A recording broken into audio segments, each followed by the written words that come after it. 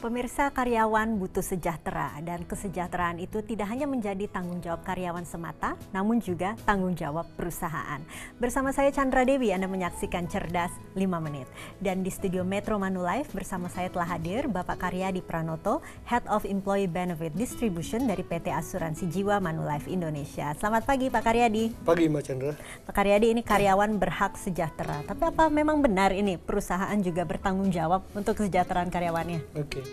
Karyawan memang berhak sejahtera tidak saja pada saat dia masih aktif bekerja, tetapi juga pada saat dia sudah tidak aktif bekerja. Ya, memang peran perusahaan sangat dibutuhkan untuk memberikan rasa aman, rasa sejahtera pada karyawan, sehingga mereka bisa bekerja dengan baik, bekerja dengan tenang, dan tentunya harapan perusahaan tentunya karyawan yang loyal.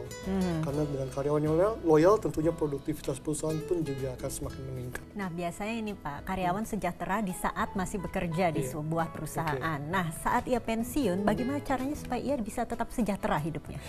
Ya, banyak sekali perusahaan saat ini sudah mulai merencanakan program seperti program pensiun agar pada saat nanti karyawannya pensiun mereka tetap sejahtera.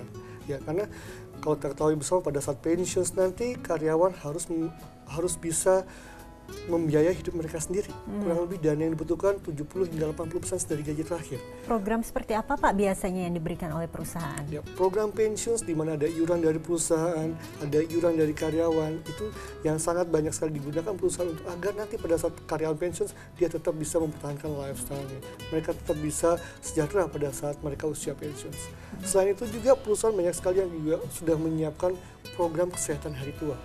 Jadi walaupun dia ada pensiun, masih ada program kesehatan yang dibiayai perusahaan untuk hari tuanya karyawan. Itu yang membiayai adalah perusahaan. Betul. Atau dipotong dari gaji karyawan biasanya? Untuk program pensiun biasanya ada dari perusahaan, juga ada dari karyawan. Jadi karyawan dibangkitkan keinginannya untuk bertanggung jawab terhadap hari tuanya dia juga. Jadi tidak hanya tanggung jawab perusahaan, karyawan pun juga harus memberikan kontribusi buat hari tuanya mereka.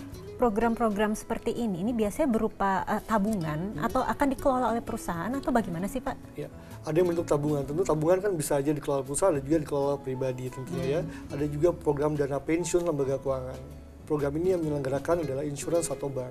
Ya, biasanya satu perusahaan mengikuti program ini. Dia membeli dari insurans atau membeli dari bank.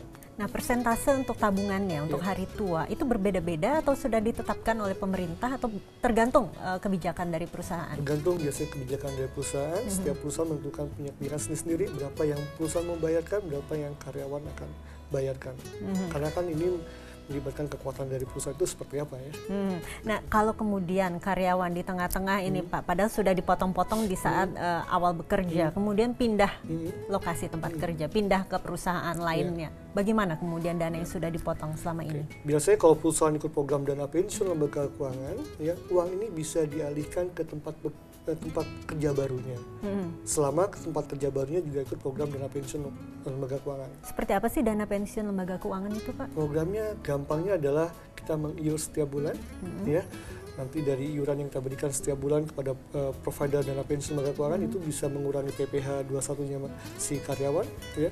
Nanti diinvestasikan dan pada saat nanti karyawan tersebut pensiun, dia akan terima manfaatnya secara bulanan. Sama seperti apa yang diterima oleh pegawai negeri saat ini.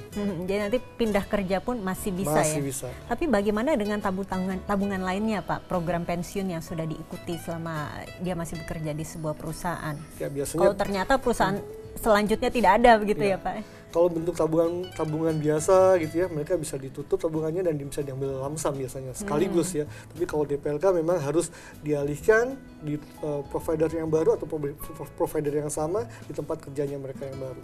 Tapi paling tidak kalau dana tabungan atau memang persiapan untuk pesangon maupun dana pensiun itu bisa diambil langsung ya Pak ya, saat ia sudah pindah kerja atau berhenti bekerja. Kalau tabungan karyawan ya. Baik Pak Karyadi, terima kasih banyak atas kehadirannya dan informasinya yang pasti bermanfaat bagi pemirsa di rumah. Terima kasih. Dan pemirsa, ini memang kesejahteraan harus dipersiapkan oleh karyawan saat ini untuk memasuki usia pensiun. Saya Chandra Dewi, Cerdas 5 Menit, Cerdas Finansial. Sampai jumpa. Terima kasih. Dipersembahkan oleh